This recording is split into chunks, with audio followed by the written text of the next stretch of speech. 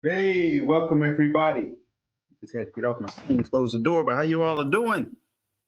Today, welcome to this episode of the Thriving Money Show.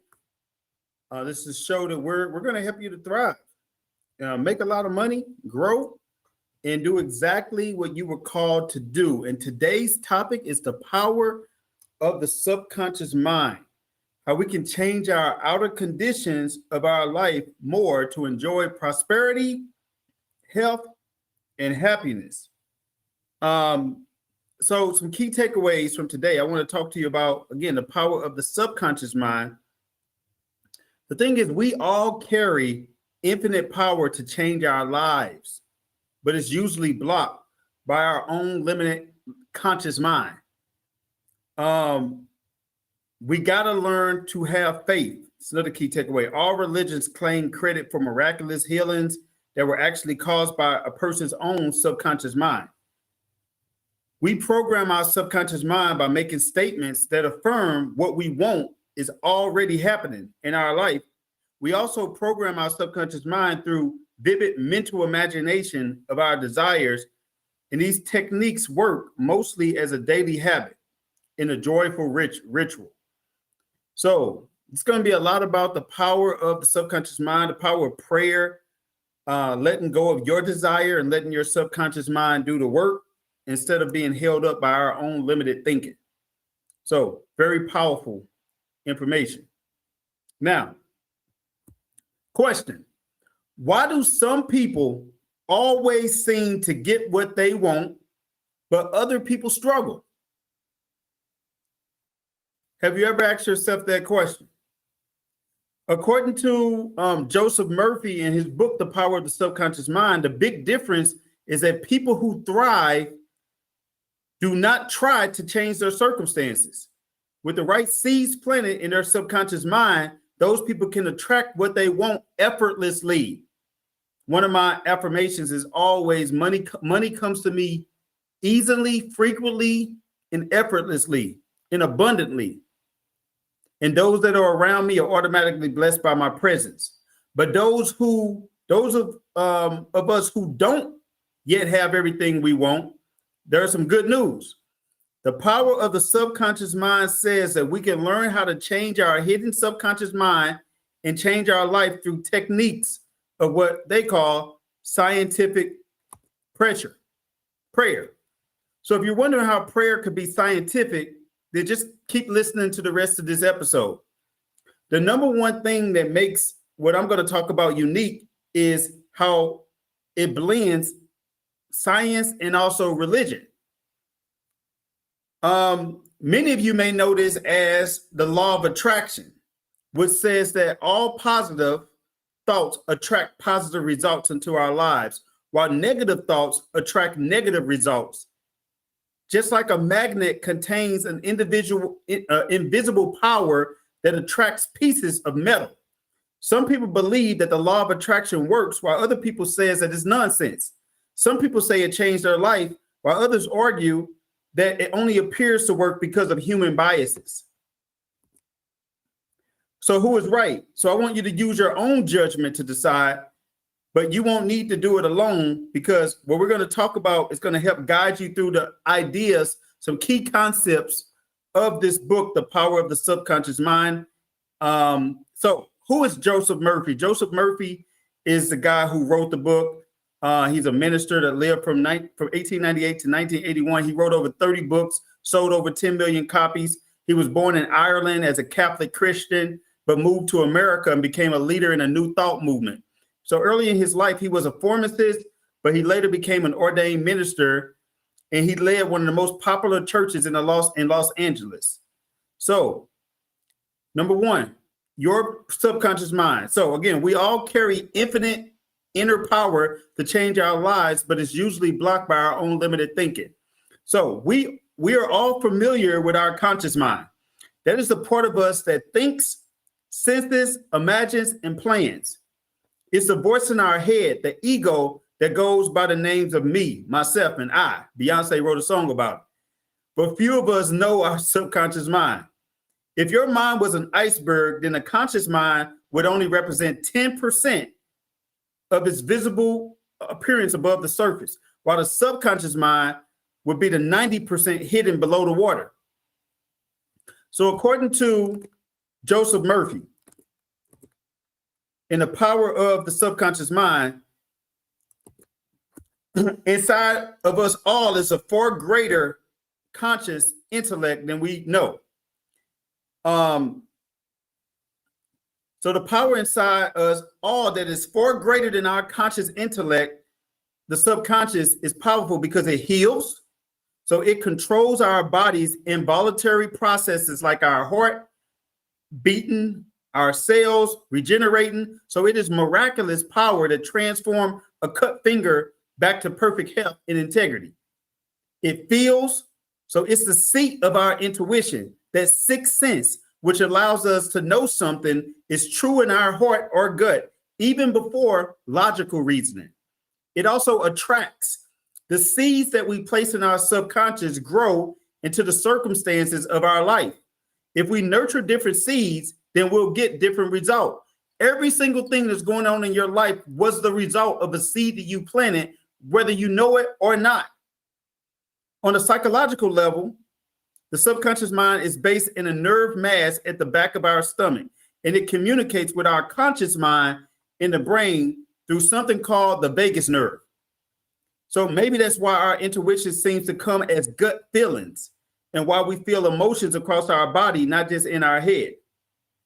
So another growth insight, there is a modern book that's called The Body Keeps the Score, which is about trauma, emotional healing, and neuroscience.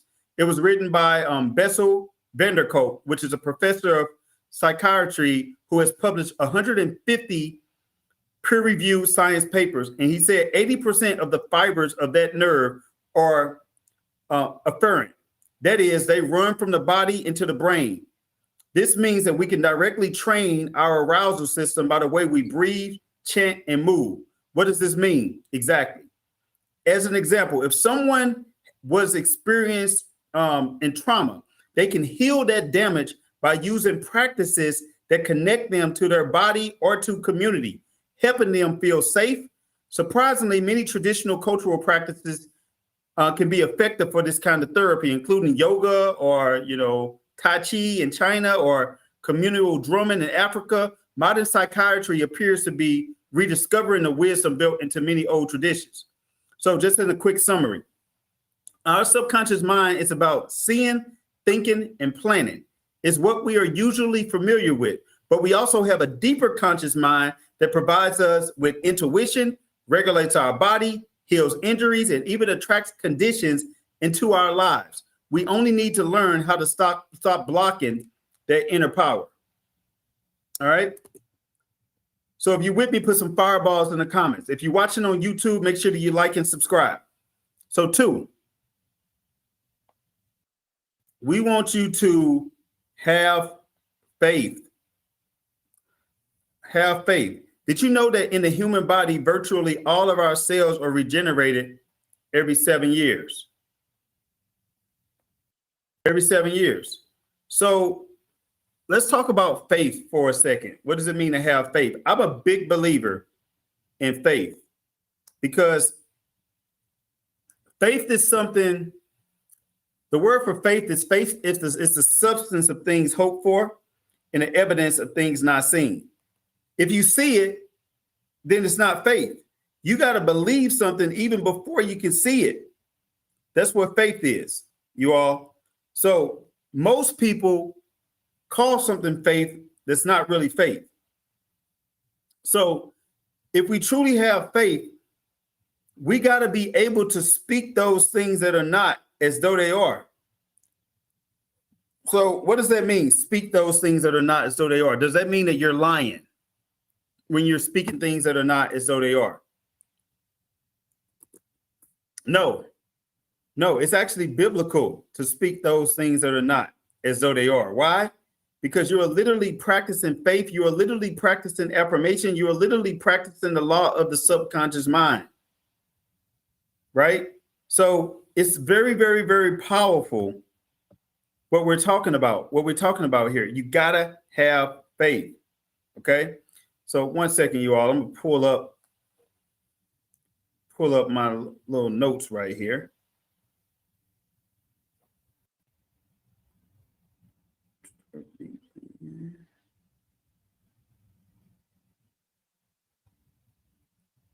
All right, give me 1 second here.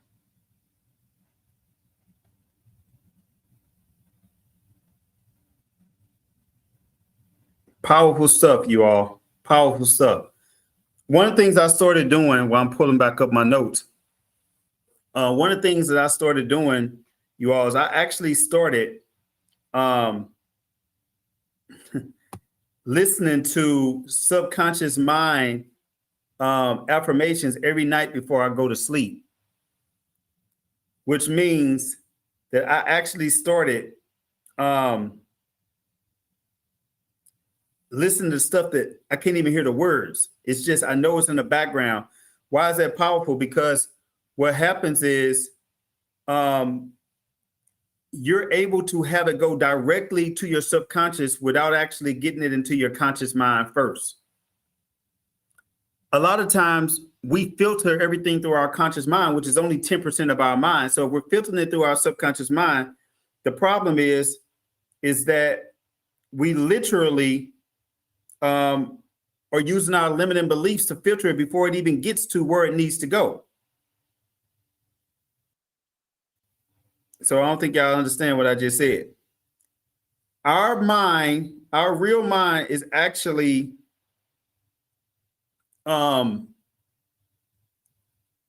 basically interpreting everything from our past. It's blocking our present and it's going to our future. But the problem is that people don't really realize that there's a way to surpass that. Somebody said it in the chat. That's what hypnosis is. Like, you're literally bypassing your conscious mind and going directly into the subconscious mind, which has the immediate ability to change your life. So that means on a most fundamental cellular level, you are a completely different person than you were, because the cells generate every 7 years. You're a completely different person than you were 7 years ago. That blows my mind, right? Think about that.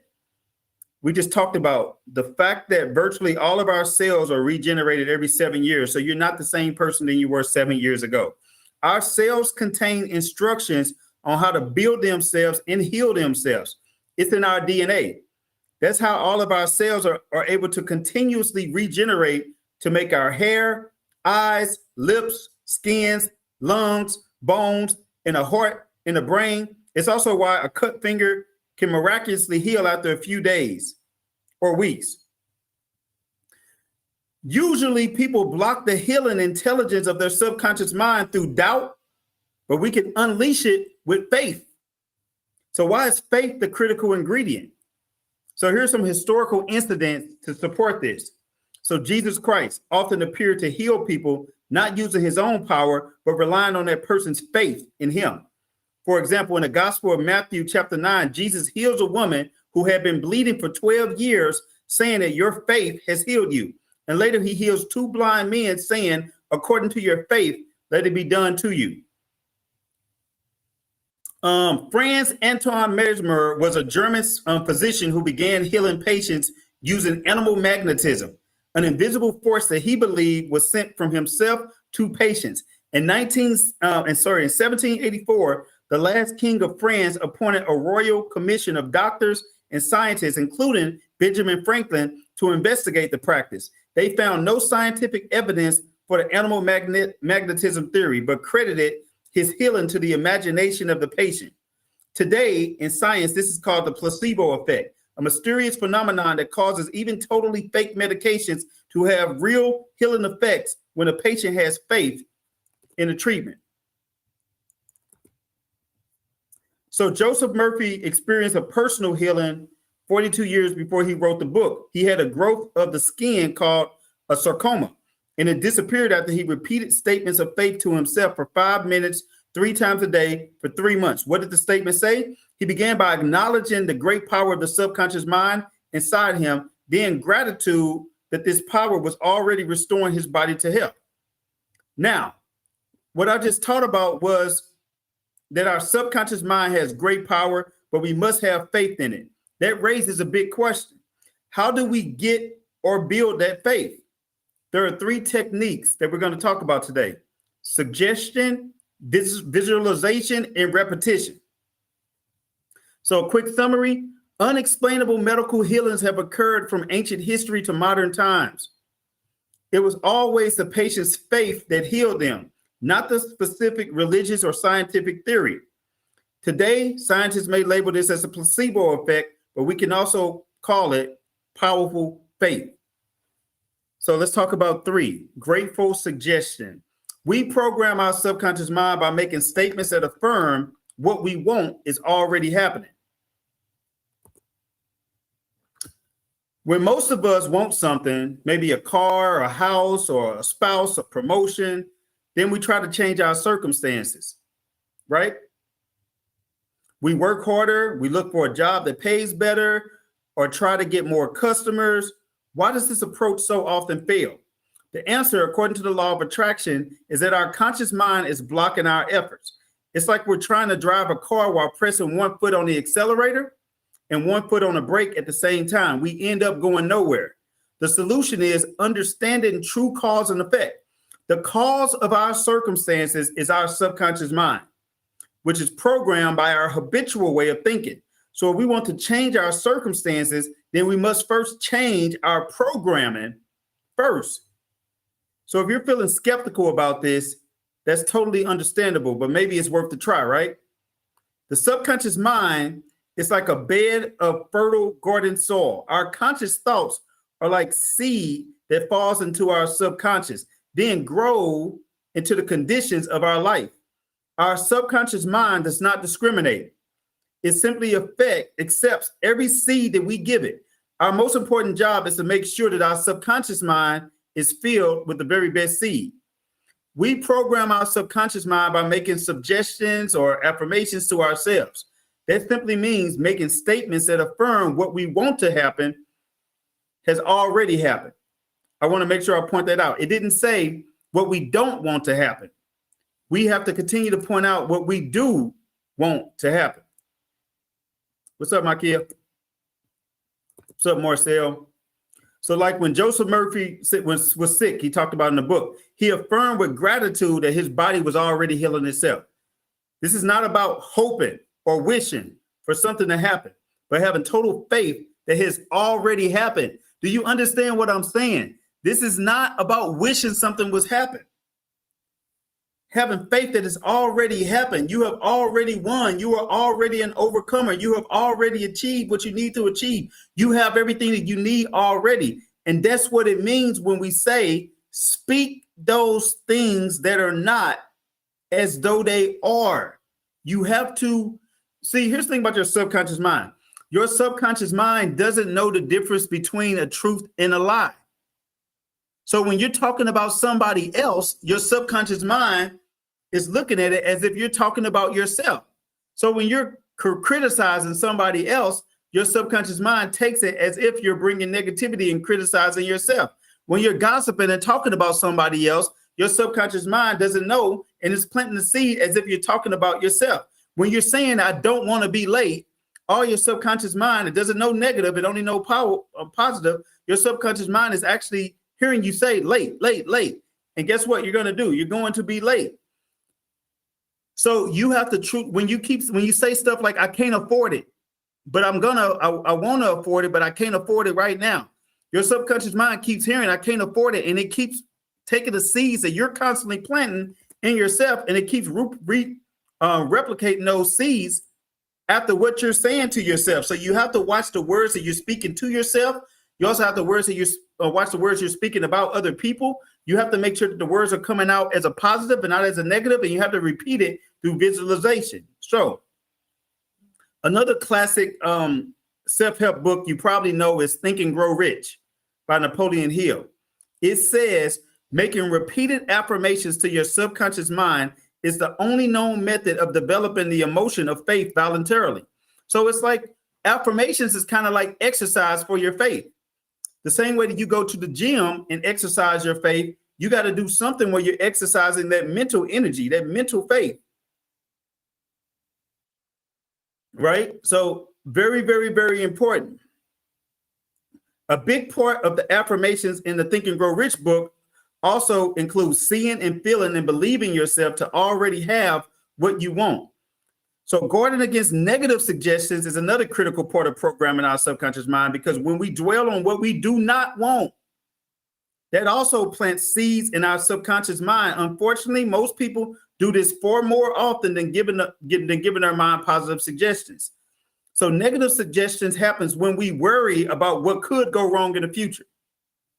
When you ruminate on a bad things that happened in the past, or when you absorb messages of despair from our environment, from the people around us, or the media we pay attention to. That's why it's so important to know who is in your environment, who you're listening to, what you're watching. All of those things are important because it affects the minds that are being planted, the seeds that are being planted into your mindset. So what's happening is, instead of you being in the present and allowing your subconscious mind to work, you're either worried, you're either regretting and shameful about the past, which is going to repeat things in the past to your future, or you're worried about the future that hasn't even happened yet. And what it's doing, the past and your future is pressing together your present, and it's hurting your present, and you're anxious and you're confused. And that's where anxiety comes from. Okay. So another very popular book on the law of attraction is Ask and It Is Given by Esther and Jerry Hicks. They wrote, whatever you are thinking about, it's like planning a future event. When you are appreciating, you are planning. When you are worrying, you are planning. Worrying is using your imagination to create something you do not want. Either way, you're using your imagination. Faith is using your imagination for what you do want to happen, and that's visualization. Worry is using your imagination for what you don't want to happen, and your imagination creates reality. So it's very, very powerful to recognize that and notice that. So with our repeated thoughts, we plant seeds or suggestions in our subconscious mind that grow into the circumstances of our lives. We can plant positive seeds by repeating statements that affirm with gratitude that what we want is already happening. We must also guard against negative suggestions that come from worry, resentment, or external sources. So number 4, relaxed visualization. We also program our subconscious mind through vivid mental imagination of our desires. Now, here's a simple technique that will teach you how to program your subconscious by imagining mental movies about what you want. This may be my favorite part of this talk because it's really fun and exciting, right? To imagine our dream life. And this is something very few people will ever sit down and actually do. Here's the thing about the subconscious mind. You don't have to know all of the details. All you need to do is know the outcome that you want and keep visualizing that outcome over and over, and a definite plan will eventually come to you. Again, you don't have to know the plan yet. You just have to know where you want to go, and then your subconscious mind is going to start to bring the people, places, desires, and outcomes into your life. So these are 4 essential steps for directing your own mental movies. Number 1, visualize. I don't know why the heck I can't talk today. Visualize vividly what you desire. For example, if someone wanted a certain car, they could imagine walking around it, getting inside of it, the sound of the engine, the smell of the new interior, the feel of the steering wheel. So, for example, I have a Lamborghini, but if you don't have a Lamborghini, let's just say you wanted a Lamborghini. I can hear the engine roaring. Zoom, zoom, I can feel it, right? When I get in it, I can feel onto the steering wheel. It just feels so powerful. And I feel like I'm getting into my green goblin. And then the green goblin is just like, number 1, everybody is stirring, like want to know like where I got this car. Everybody wants to get in, take a picture and do all of this. It smells like that new car, fresh smell, right? I get in. And then the starting the engine is different from, a regular vehicle. The way you start it is you click on it. It's a little dial on the steering wheel. So boom, I'm going to pull that. I'm going to sit back. I put on my seatbelt. It's a green seatbelt. It's looking good. I'm feeling good. I'm feeling everything around it. I'm going around. I'm about to pull off my engine. I take the car out of the emergency parking brake. I lift up the floor because when you lift up the floor, it has opportunity to evade bumps. And then I zoom, pull off, right? And then I got it into to regular mode, which is driving really smooth, but I want to hear a little noise. I want to hear it go, when it's clunking, when it's driving. So I put it into sports mode. And then I put my foot on the hinges, take a step back, and boom, I'm off. Zoom, I'm seeing the car go up. It's 30 miles per hour. Then all of a sudden it's 60 miles per hour 2 seconds later. Then I'm driving full speed. I'm on the highway going 80. Oops, I just accidentally hit 100. Let me hurry up and slow down because there might be a police coming up. So I slow down. I put it back it up into emergency brake. I'm not emergency brake. I slow it down a little bit. I get it down to 60, 70 really, really quick. The brakes work so good because the brakes on that thing is so powerful. It has to be. And I got this upgraded exhaust in the back. And then I just pull off and I just speed and I'm zoom flying through. Looking around, looking to my left and my right. I'm seeing the speedometer go up. You see what I'm saying? I'm imagining this whole thing. I'm visualizing this whole thing. And what that's doing for me, my mind doesn't know the difference between the truth and a lie. It feels like I'm doing it. And when I'm planting that seed into my head, it has to happen as long as I plant it. Now, when you plant a seed, it doesn't automatically come a day later. You got to water it. You got to nurture it, which means you don't just do the affirmation and the visualization one time. You write down what you want and you visualize that thing every single day. And then it has to become a reality if that is what you want. If you want a certain person, if you sure that's your person, you can literally get any person that you want. If you dedicated enough to it, if you want to affirm it enough, if you want to, you can turn somebody's heart that's not even for you. Like, I don't think y'all understand the power that you actually have. Now, sometimes we are affirming things that we shouldn't, that we think we want, that we don't even want. When you get it, you be like, man, I've been spending all my time affirming this. But you literally can get anything you want, you put your mind to. So visualize vividly what you desire. Relax and remain effortless. So in the Bible, it says, be still and know that I am God, which means that you don't have to put forward all of the effort that you think you have to put forward. All you have to do is put forward the thought process of what you believe that you want, right? And be still. Let God work. Listen to that still voice. Tell it what you want. Ask and you shall receive. Seek and you shall find. Knock and the door should be open to you, because you got to relax. Sometimes it's best to do this before bed, because in a drowsy or sleepy state, the conscious mind is less active. So it's easier to plant seeds in the subconscious. That's why I put my headphones on. I'm listening to these subconscious videos before I go to sleep, because my conscious mind is too tired to actually intercept it and block it. And it's going directly into the conscious mind, the subconscious mind. So there is a theory between it. Let go of your desire. Outside of the scientific prayer, as Joseph Murphy calls it, don't dwell on what you want or worry about getting it. Just trust your subconscious mind with no doubts. Trust that it's already happened. Repeat this a few times each day, or maybe 2 to 3 times per day until you get it. Now, the dark side of imagination is that people often accidentally do negative visualization. So what they don't want is more likely to happen. So imagine that there was a long plank of wood on the ground. Would you be able to walk across it? Most people won't be able to do it very easily. But what if that same plank of wood was put 30 feet? I mean, most people would be able to walk across it pretty easily. But what if that plank of wood was put 30 feet or 10 meters high up in the air? Then would you be able to walk across it? Most people would feel intimidated. Their legs would get shaky and they would find it very difficult. Fear of falling would stop many people from even trying. So if we think about it, the action is the same in both situations. Walking across a wooden plank. What has changed is people's imagination. They imagine falling and hurting themselves, and those invisible mental blocks caused by negative visualization suddenly transform an easy activity into something very difficult. So there's a book on spirituality that you may enjoy. It's called The 7 Spiritual Laws of Success. My favorite quote from that one is, attention energizes and intention transforms. Whatever you put your attention on will grow stronger in your life. Whatever you take your attention away from will wither, disintegrate, and disappear. In the same way, our mental imagination is a type of attention. We are paying attention to a certain future that we want rather than imagining futures that we do not want. So a summary is that the mental movies technique is visualizing what you want in vivid detail 3 times per day while remaining fully relaxed. Also be careful to avoid negative imagination. Picturing or worrying about what you don't want to happen can accidentally program your subconscious mind the wrong way. Okay, number 5 is faithful repetition.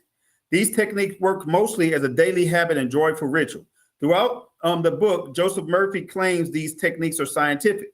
For example, he often calls his affirmations a scientific prayer. However, what he really means is that this technique have an organized process that we can follow.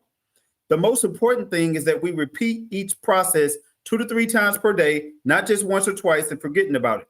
5 minutes per session. That seems to be enough based on the examples given in the book. So that's 2 to 3 times, 5 minutes per day for several weeks or months. Ideally, you can only stop when you get what you want. So it's not a lot of time, but most people never take 5 minutes to sit still and just visualize and imagine what they want. So there's a professor at Princeton University named Daniel Kahneman, who won the Nobel Memorial Prize in Economic Sciences for his theories about the human mind. In his most popular book, Thinking Fast and Slow, he explained the human mind has 2 systems. System 1 is intuitive. It works quickly based on pattern recognition. Then system 2 is logical, working more slowly based on intellect. To me, these systems sound very similar to what we're talking about in the power of the subconscious mind. He found that system 1 in our mind learns things not through logical argument, but through simple repetition. Evil propaganda makers have always taken advantage of the fact, as he mentions, a reliable way to make people believe in falsehoods is the frequent repetition, because familiarity is not easily distinguishable from the truth. That's so powerful. So if you think about it, the techniques teach us how to use frequent repetitions to brainwash ourselves in a positive way. It's a different type of learning that happens below our verbal thinking and unlocks more of our potential to work towards what we want. To me, the most exciting thing is that science appears to be validating some practices of the law of attraction. So as we finish up and wrap up, let's have a quick yet important discussion. Are Murphy's techniques really scientific? According to the standards of university researchers today, definitely not. For an idea to be potentially scientific, it must have what they call falsibility. That means there must be some way for the idea to be put to the test so that we can get proof about it being right or wrong. This technique doesn't meet that standard, because if our affirmations didn't work, then he says we did it wrong. And what is the only way to know if we're doing the affirmations right? By looking at whether they came true or well. Another problem is that scientists call it selection bias. In the power of the subconscious mind, there are many incredible stories of miraculous healings after using his techniques. However, these success stories could be simple statistical illusions. For example, let's say Joseph Murphy spoke in front of 100 people, 5 people got what they wanted and were amazed.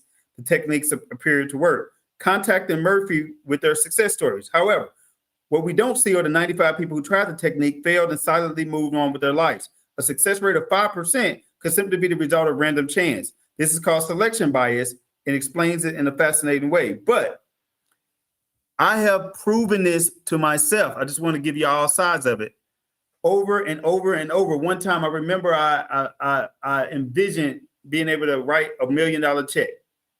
And I visualize that every day. I'm a millionaire. I wrote my mom a $10,000 check and visualized myself. And I even said that once I hit a certain goal, I'm going to give her that $10,000 check. I hit that goal. I was able to give her that $10,000 check. I'm telling y'all, so many times in my own personal life, I know this to be true. The last thing, though, we got to have effortless surrender. So after praying, we got to let go of our desire and let our subconscious do the work. So letting go can feel alarming because we don't like to lose control. However, it can often be the most important step in getting what we want. To understand this paradox, I'll explore some examples given throughout the book. So we can let go for creativity. Many of the greatest scientists, inventors, and writers followed a specific process to find inspirations. First, they concentrated on a problem with their subconscious mind. Then they let it go completely. Perhaps they went to sleep or to work or on some other project for a few days. But during their inactive time, their subconscious mind was working on the problem. Suddenly, they will be interrupted by a flash of inspiration that will be a clue to their next discovery or the next chapter of the next book. And the same thing will happen to you. What about wealth? Money is just a symbol, according to Joseph Murphy. It is neither good or bad in itself, but we often make the mistake of condemning those who have money in our thoughts and feelings, which makes it less likely that we'll attract wealth. Money is good when we are able to let go and allow it to circulate freely. Too many people are holding on to their money or holding on to their seed, thinking that their seed is the harvest instead of just letting it go, trusting that it will come. We got to trust that it will come back to us in abundance. It's only when fear makes us hoard it and over pursue it that money can lead to evil imbalance in our life. Speaking of that, people don't want to let go. This is your opportunity. This is your opportunity, you all, to literally let go. I'm sorry, I had somebody else come in and got confused.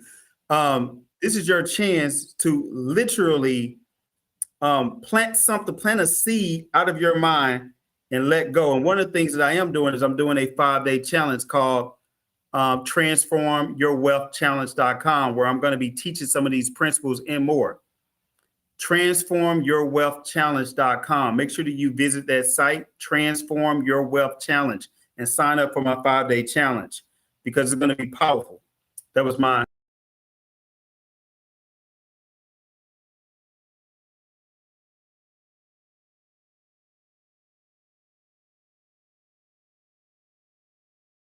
Your Wealth Challenge right now and go look into getting a ticket into my 5 days of teaching this.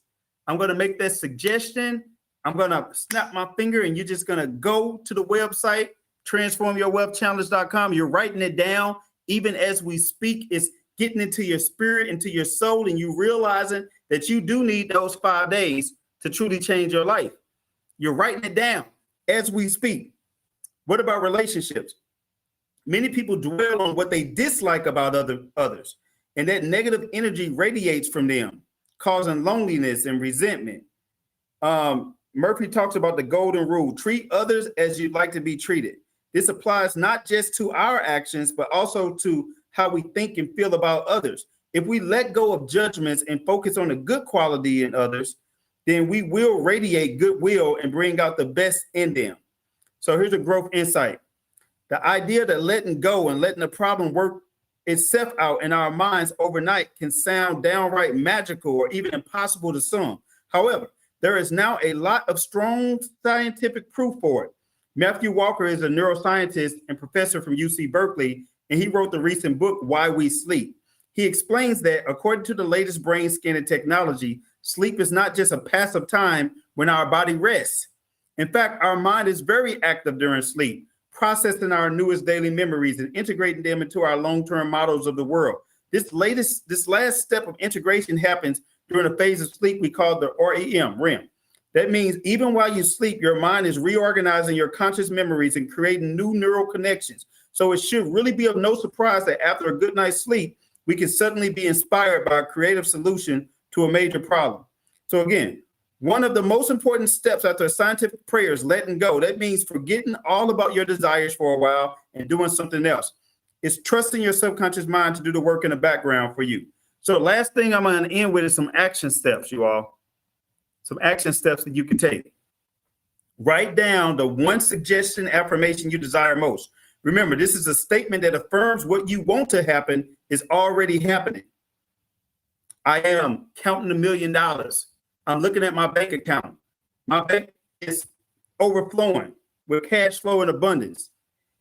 If you want to follow Murphy's example, he begins with expressing awe and respect towards the power of the subconscious mind. Then he affirms with gratitude that he already is getting what he wants. Number 2, the next time you're negatively visualizing a future situation, stop and reflect. Pay attention to what you imagine happening. It could be an argument, an accident, embarrassing moment. Is it possible that our visualizations make those negative situations more likely to appear? And number 3, find one paragraph you love, then read it out loud every morning for 1 week. It could be an insight from a book summary or a quote from your favorite song or movie. See how easy it is to train something into memory through repetition. This exercise is the best way to understand why the book says we need to repeat affirmations 2 to 3 times daily for a week to plant them into our subconscious mind. So you are literally training the mind. You are literally training the mind. So subscribe, like me on YouTube. And again, I would hope that you will go. No, I'm not even hoping. You are right now going to the website, transformyourwealthchallenge.com. Transformyourwealthchallenge.com. And you're typing it as we speak. And what you are doing is you are going to the ticket options and you're seeing that there are 3 different ticket options. One is $397. It's normally $997. And you're super excited because you're getting tens of thousands of dollars worth of value for only $397. And you are literally going to learn how to transform your financial life and start making more passive income than your expenses so that you can start having the true financial freedom that you always dreamed about and you needed it. And you're being a platinum because that's going to give you direct access to me right away. And who knows, maybe you will have the opportunity to shake my hand and talk to me and I'll be able to chop it up with you. But you'll be able to do Q&A directly with me and you'll have access right away to being inside of one of my groups to start asking me questions right away. I will literally walk by your side and help you before the 5-day challenge even starts. Number 2, it's a VIP if you choose VIP. You don't get the Q&A priority and you don't get the access right away to start talking to me, but you get everything else. So it's not a bad deal. That's $197, or the general is $97. And all you get to see is basically the lessons, but not the Q&A, not anything else, don't know access, etc. But it's a foot in the door. So as we speak, transformyourwealthchallenge.com. This is the power of the subconscious mind. We're going to test out this subconscious mind. I'm believing it. I'm seeing it. I'm seeing that at least 20 of you are taking action right now as we speak. We're going to prove this is absolutely correct. So, am I froze? Okay. All right. So, let's make it happen, you all. Power of the subconscious mind. Let's go. That being said, appreciate y'all. Talk to you later. Like, subscribe, share. I'm Marvin Mitchell, the Thriving Money Show. Follow me on YouTube. I'm out.